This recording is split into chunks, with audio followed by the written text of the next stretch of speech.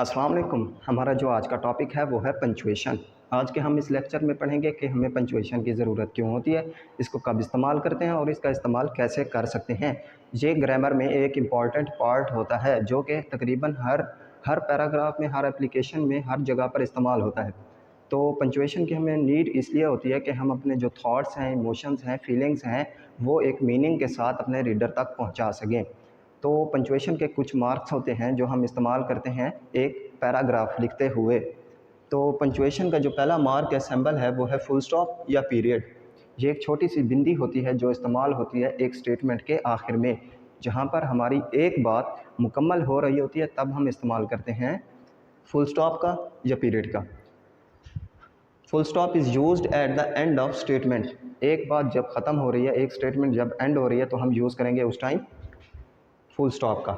Number 2 पे है question mark. Question mark ये इस्तेमाल होता है एक सवाल या फ़िक्रे के आखिर में, जहाँ पर हम सवाल पूछ रहे हैं, तो हम ये इस्तेमाल करेंगे क्वेश्चन मार्क का।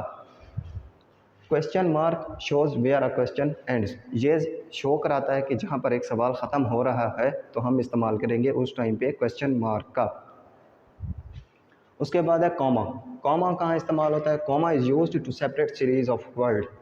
ये इस्तेमाल होता है सीरीज़ ऑफ वर्ड को सेपरेट करने में।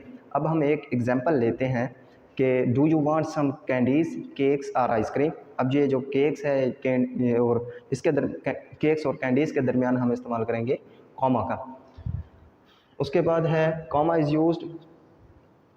Used in connection of independent clause. Clause क्या होता है? क्लॉज एक फ़िक्रा होता है, एक जुमला होता है, सेंटेंस होता है जिसमें दो चीज़ें होती हैं, एक सब्जेक्ट और दूसरा वर्ब। जब ये दो चीज़ें आ जाती हैं तो पूरा मीनिंग हमारे पास आ जाता है।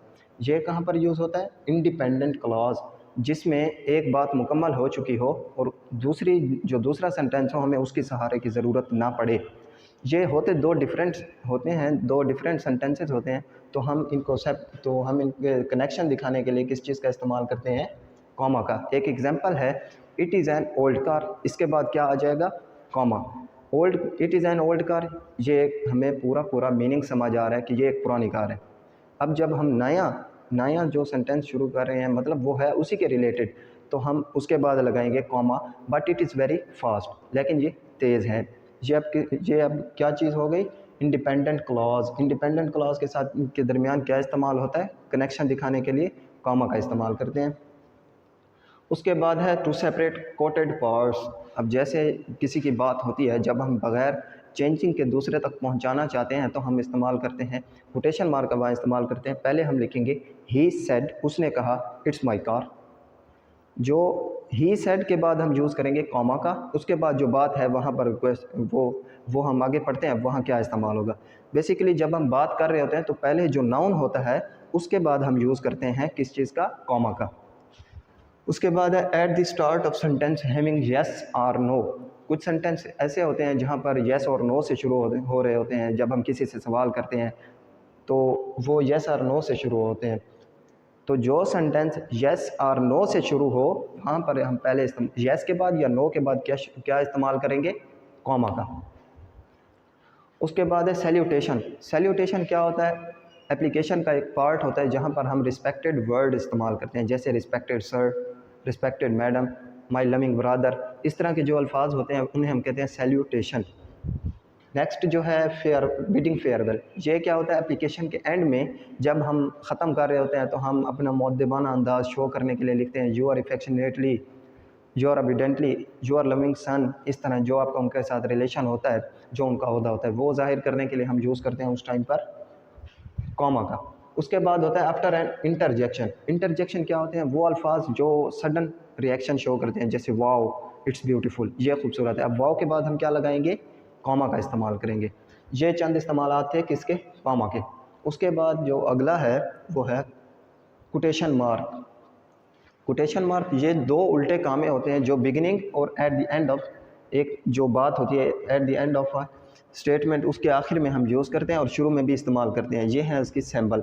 कोटेशन मार्क कहाँ यूज़ होती है? Quotation mark is used to ensure person exact word. जब हम किसी के अल्फाज को दूसरे तक बगैर किसी चेंजिंग के पहुँचाना चाहते हैं तो हम यूज़ करेंगे कोटेशन मार्क्स का। अब जैसे मैं आपको एक एग्जांपल दे रहा हूँ, कायद-ए-आज़म ने कहा था कैद सेड, कैद सेड के बाद आ जाएगा कॉमा, और जो उनकी बात है वहाँ पर हम इस्तेमाल करेंगे पहले एट द बिगनिंग में हम यूज़ करेंगे ये कोटेशन मार्क। जैसे कैद ने कहा था failure is a word unknown to me. ये जो पूरी स्टेटमेंट है जब हम इसे विदाउट एनी चेंजिंग के हम अपने रीडर तक पहुंचाएंगे तो हम यूज़ करेंगे उस टाइम पे कोटेशन मार्क। आगे चलते हैं, अगला है एक्सक्लेमेशन मार्क। ये इसे आप उल्टा आई भी कह सकते हैं। ये कहाँ यूज़ हो सकता है? Use at the sentence end to show feelings. ये भी सेंटेंस के आखिर में इस्तेमाल होता है, ये भी सेंटेंस के आखिर में इस्तेमाल होता है। क्या शो कराने के लिए? फीलिंग्स शो कराने के लिए। आगे चलते हैं, एपस्ट्रॉफी। एपस्ट्रॉफी मार्क ये क्या होता है? ये इसकी जो है सिंबल है, मार्क है, जो अलामत होती है। यह कहाँ इस्तेमाल होता है? टू शो पोजेसिवनेस, मलकियत को जाहिर करने के लिए इस्तेमाल होता है। जैसे अहमद स्कार, यहाँ पर हमने आगे ये एपस्ट्रॉफी मार्क लगा के उसके आगे एस लगा दिया, ये अब उसकी मलकियत शो कर रहा है। अहमद स्कार, अलीज पेन, इस तरह। और इसका दूसरा यूज़ है कंट्रैक्शन ऑफ वर्ड। जब हम अल्फाज को कम लिखना चाहते हैं टाइम की बचत करने के लिए तो हम यूज़ करते हैं किसका? एपस्ट्रॉफी मार्क का। इसका दूसरा यूज़ क्या है? Contraction of word. They have, अब हमने दे हैव को अगर साथ लिखना है तो हम दे और उसके बाद वी, उसके बाद ये एपस्ट्रॉफी मार्क लगा के वी लिख देंगे तो हमारी बात कंप्लीट हो जाएगी। ये थे कुछ पंचुएशन मार्क। अब आगे चलते हैं, उम्मीद है आपको समझ आ रही होगी। अब जो अगला पंचुएशन सिंबल है, मार्क है, वो है डैश। डैश कहाँ यूज़ होता है? ये यूज़ होता है रेंज ऑफ नंबर्स की रेंज को शो करने के लिए। जैसे 5 से 7, जब हम किसी बच्चे को कहेंगे you have to read the chapter 15 to 17 या 5 to 8, इस तरह जब हम नंबर की रेंज को शो कराना चाहते हैं तो हम यूज़ करते हैं डैश का। जो सेकंड यूज़ है डैश का वो है रिज़ल्ट एंड स्कोर्स। ज़्यादातर ये क्रिकेट्स वगैरह में यूज़ होता है, क्रिकेट वगैरह, फुटबॉल्स, जो दूसरे स्पोर्ट्स हैं उनमें भी इस्तेमाल होता है। जैसे अब क्रिकेट में अगर हम एक स्कोर बता रहे हैं, स्कोर अगर मिसाल के तौर पर 12 है तो हम इसको शो कराने के लिए यूज़ करेंगे उसके बाद डैश, और फिर जो आउट होगा वो जाहिर सी बात है वो शो कराएंगे।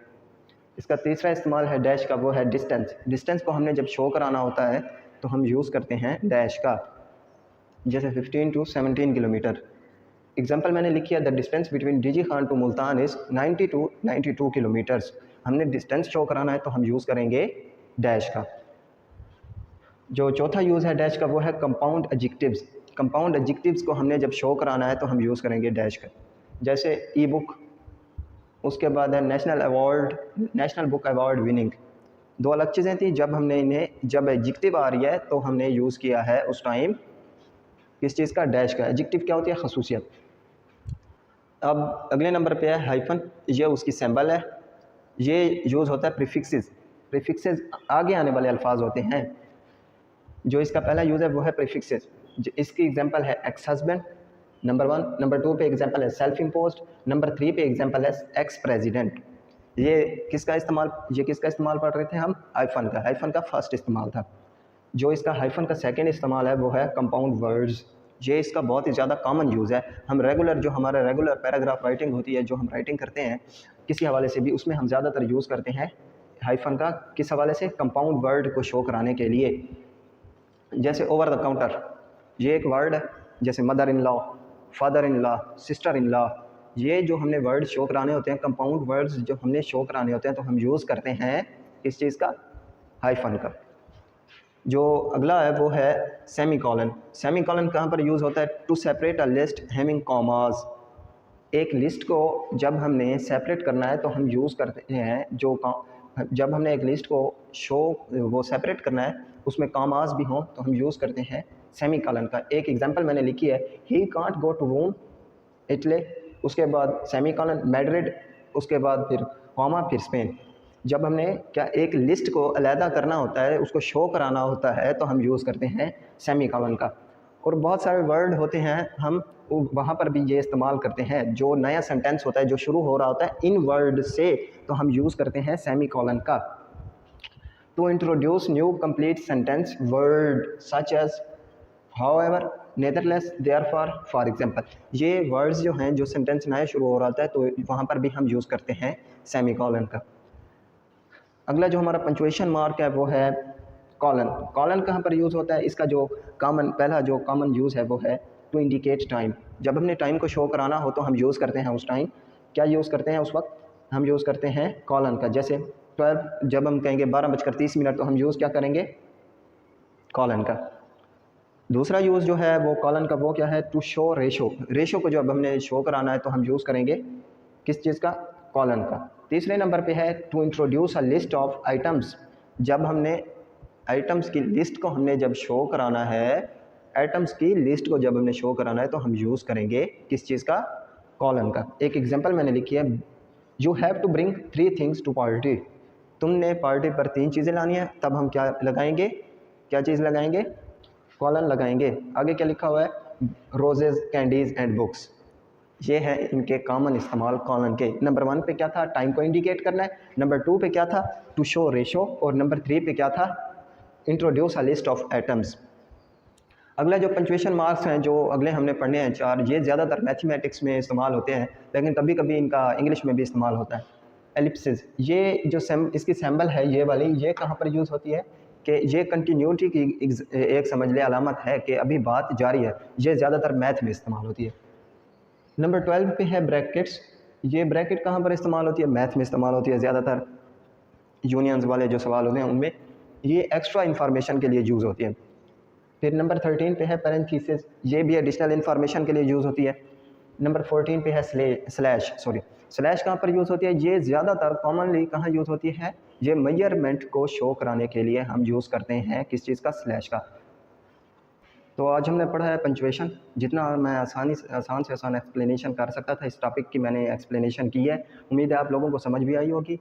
अगर आपको मेरा लेक्चर अच्छा लगा, मेरा मेथड अगर आपको अच्छा लगे तो मेरे चैनल को सब्सक्राइब करें, अपने दोस्तों के साथ शेयर करें।